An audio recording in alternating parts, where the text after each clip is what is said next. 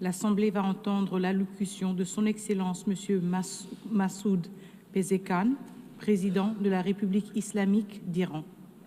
Je prie le protocole de bien vouloir accompagner Son Excellence, que j'invite à prendre la parole devant l'Assemblée.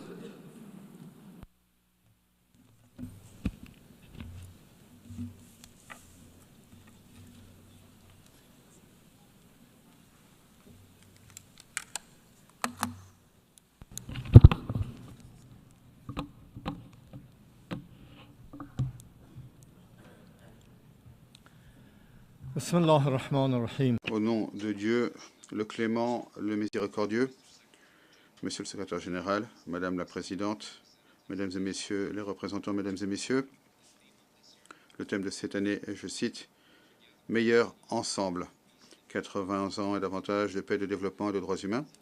Fin de citation. Cela nous pousse à être solidaires et à partager une vision commune d'un meilleur avenir.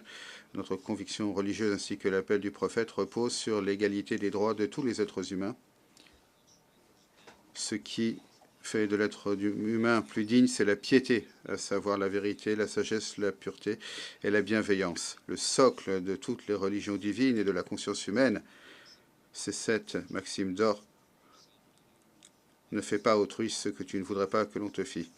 Jésus-Christ, la paix soit sur lui, a dit « Agis envers les autres comme tu voudrais qu'ils agissent envers toi ». Le problème de l'islam, que la paix soit sur lui, a dit « Aucun d'entre vous n'est un véritable croyant, à moins qu'il désire pour les autres ce qu'il désire pour lui-même ». Le sage Hillel, l'Ancien, a exprimé ainsi l'essence de la Torah. Ne fais pas à ton prochain ce qui est mauvais pour toi. Également dans la tradition de l'Orient, l'enseignement fondamental est ce principe lui-même et les écoles d'éthique laïque sont arrivées à la même conclusion. Excellence, est-ce que c'est là l'état de notre monde? Penchons-nous sur les 2 dernières années. Lors de ces 2 années, le monde a connu le génocide à Gaza, la destruction de maisons et de violations répétées de la souveraineté et de l'intégrité territoriale au Liban, a connu les destructions répétées des infrastructures en Syrie, des attaques contre la population du Yémen, la famine forcée d'enfants émaciés dans les bras de leur mère. Il a connu l'assassinat de scientifiques iraniens et également des raids enfreignant la souveraineté des nations, la violation de l'intégrité territoriale des États et le fait qu'on ait visé ouvertement les dirigeants, et tout cela avec l'appui du régime le plus armé du monde et sous le prétexte de la défense légitime. Accepteriez-vous de telles choses pour vous-même? Qui perturbe la stabilité de la région et du monde? Qui est la véritable menace contre la paix et la sécurité internationale? Qui enfreint la règle d'or pour la morale de l'humanité? Excellences, Mesdames et Messieurs, vous avez tous constaté qu'en juin, mon pays a été la victime d'une agression sauvage en violation flagrante des principes les plus élémentaires du droit international. L'attaque aérienne du régime sioniste et du régime américain contre des maisons, des infrastructures, les villes iraniennes, alors même que nous avions emprunté la voie des négociations diplomatiques. Ça a été une trahison grave de la diplomatie, une mise à mal des efforts visant à établir la stabilité et la paix. Cet acte flagrant d'agression, outre le fait que plusieurs commandants citoyens, enfants, femmes, scientifiques, intellectuellement pays soient devenus des martyrs, a porté un grave coup à la confiance internationale et aux perspectives même de la paix dans la région.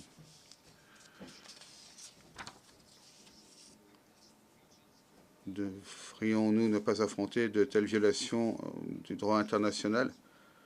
Si c'est le cas, ces aberrations se répandront au monde entier.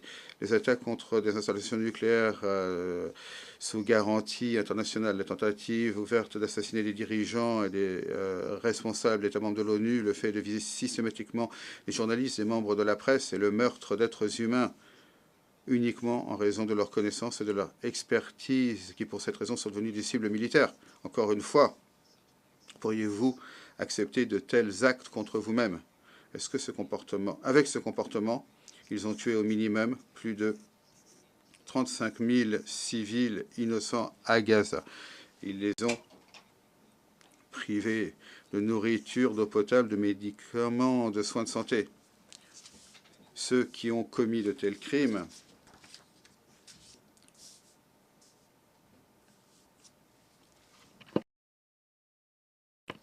eh bien, ce pays, dans un esprit magnanime, le fait de viser systématiquement les journalistes et les membres de la presse, le meurtre d'êtres humains pour la seule raison de leur connaissance et expertise, pour ces seules raisons, doit être transformé en cible militaire. Encore une fois, accepteriez-vous de tels actes contre vous-même?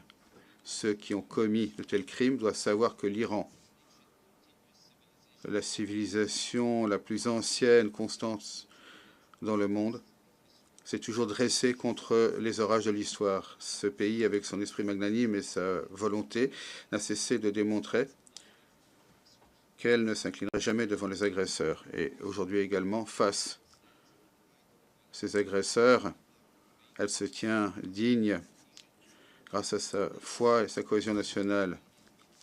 Lors de sa défense de 12 jours, le peuple patriotique de l'Iran a montré face à l'agresseur le caractère faux et absurde de son agression calculée. Les ennemis de l'Iran ont involontairement renforcé la solidité du pays. Malgré les sanctions économiques, la guerre psychologique et médiatique et des efforts constants visant à semer la discorde, au moment même que la première balle a été tirée contre notre sol, notre peuple s'est élevé pour appuyer nos courageuses forces armées et il continue à rendre hommage au sang de leurs martyrs. Ici, au nom du peuple iranien, je remercie sincèrement toutes les personnalités, toutes les nations, gouvernements, organisations internationales et régionales qui ont été solidaires de l'Iran pendant cette guerre. Mesdames et messieurs, aujourd'hui, après près de 2 ans de génocide, de famine de masse, la perpétration de l'apartheid dans les territoires occupés et d'agression contre ses voisins, ce plan absurde du Grand Israël est proclamé de manière flagrante par les plus hauts responsables du régime. Ce plan comprend de vastes territoires dans la région. Cela montre les véritables intentions du régime sioniste, des intentions qui récemment ont été approuvées ouvertement par son Premier ministre criminel. Personne dans le monde n'est en sécurité face aux machinations agressives de ce régime. Il est évident que le régime sioniste et ses parrains ne se contentent même plus de la normalisation par des moyens politiques. Au contraire, ils imposent leur présence par la force brute et appellent cela la paix grâce à la force. Mais ce n'est ni la paix ni la force. Ce n'est rien d'autre que l'agression reposant sur la coercition et le harcèlement. Mais nous voulons que l'Iran soit puissant aux côtés de voisins puissants dans une région qui a un futur radieux où nous nous tiendrons ensemble contre le projet de génocide, de destruction et d'instabilité pour la région. Un avenir dans lequel la sécurité collective est garantie grâce à de véritables mécanismes de coopération défensive et de riposte commune face aux menaces. Un avenir dans lequel la dignité humaine et la diversité culturelle seront chéries comme des valeurs fondatrices. Un avenir dans lequel le développement collectif sera réalisé grâce à des investissements conjoints dans les infrastructures et les sciences modernes. Un avenir dans lequel la sécurité énergétique et l'utilisation équitable de ressources vitales seront les piliers de la stabilité économique. Un avenir dans lequel l'environnement sera protégé pour la postérité. Un avenir dans lequel la souveraineté nationale et l'intégrité territoriale des États sont considérés comme des principes non négociables, un avenir où on ne recherchera non pas la paix imposée par la force, mais qui reposera sur la force découlant de la paix. Dans une région forte, le massacre et les effusions de sang n'auront aucune place. C'est pour cette raison que mon pays, depuis de nombreuses années, est l'un des plus fermes partisans de la création d'une région exempte d'armes de destruction massive. Cependant, ceux qui eux-mêmes possèdent les plus importants arsenaux nucléaires qui, en violation flagrante du TNP, rendent leurs armes encore plus mortelles et destructrices depuis des années, font pression sur notre population en vertu d'allégations fallacieuses. L'année dernière, 3 États européens qui, après une décennie de mauvaise foi et après avoir appuyé l'agression militaire, ont échoué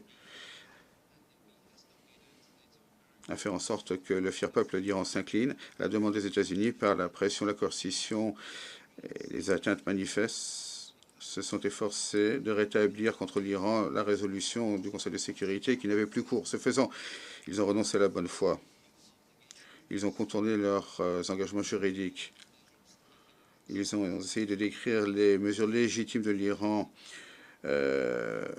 prises en réponse au retrait de l'ONU du PSGC comme une violation flagrante. Ils se sont présentés faussement comme partie de bonne foi à l'accord et ils ont dénigré les efforts de l'Iran comme insuffisants. L'objectif n'était que la destruction du PAGC, que eux-mêmes autrefois considéraient comme la plus importante réalisation de la diplomatie multilatérale. Cette mesure illicite, qui sort également la position de certains membres du Conseil de sécurité, n'a aucune légitimité internationale et ne recueillera pas l'approbation de la communauté internationale. Je déclare une fois de plus ici, devant cette Assemblée, que l'Iran n'a jamais recherché et ne recherchera jamais à construire une bombe atomique. Nous ne recherchons pas d'armes nucléaires. Telle est notre croyance reposant sur l'édit du dirigeant suprême et de nos autorités religieuses. C'est pourquoi nous n'avons recherché l'acquisition d'armes de destruction massive et nous ne la rechercherons jamais. Alors que ce qui perturbe la paix et la stabilité dans la région sont en Israël, mais c'est l'Iran qui est puni pour ses actes. Il y a un poème qui dit, en gros, si quelqu'un dans une région du monde fait quelque chose pour perturber la paix, quelqu'un d'autre est puni pour ses actes. La République islamique d'Iran se félicite de la paix et de la stabilité. Nous la voulons. Nous pensons que l'avenir de la région du monde doit reposer sur la coopération, la confiance et le développement commun. Nous appuyons le processus de paix entre la République d'Azerbaïdjan et la République d'Arménie. À cet égard, nous espérons que son résultat sera durable et sera la base de relations améliorées entre ces deux États voisins. Nous espérons également que les efforts visant à mettre à terme à la guerre en Ukraine pourront aboutir à un accord juste et durable entre la Russie et l'Ukraine et pourront apaiser les souffrances humaines provoquées par cette crise. Nous nous félicitons du pacte défensif entre les deux pays frères musulmans, le Royaume d'Arabie saoudite et la République islamique du Pakistan.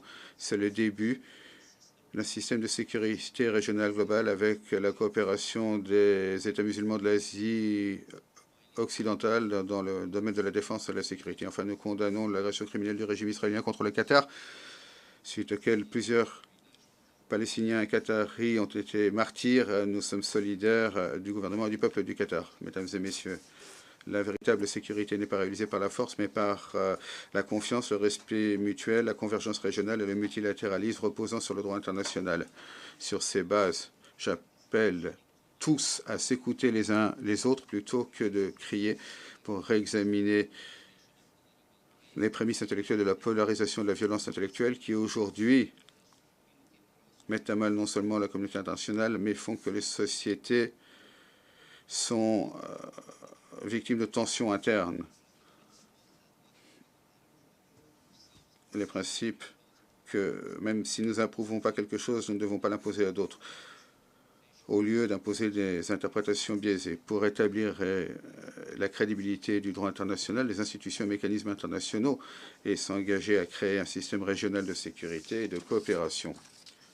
En Asie occidentale, mesdames et messieurs, nous les Iraniens, nous avons étendu notre force dans le monde, pas en produisant des armes nucléaires, ni en massacrant des millions de personnes au XXe siècle, ni en imposant la famine aux enfants de Gaza au XXIe siècle, et même pas à travers les empires historiques de l'Iran, mais au contraire grâce à une culture de fraternité humaine et un message d'empathie des sages universels tels que Rumi, par exemple, et d'autres qui ont déclaré il y a 8 siècles que les êtres humains font partie d'un tout basé sur la création d'une seule essence, d'une seule âme. Si un membre souffre, d'autres membres seront touchés. Si on n'a pas de sympathie pour les autres humains, on ne peut pas l'emporter.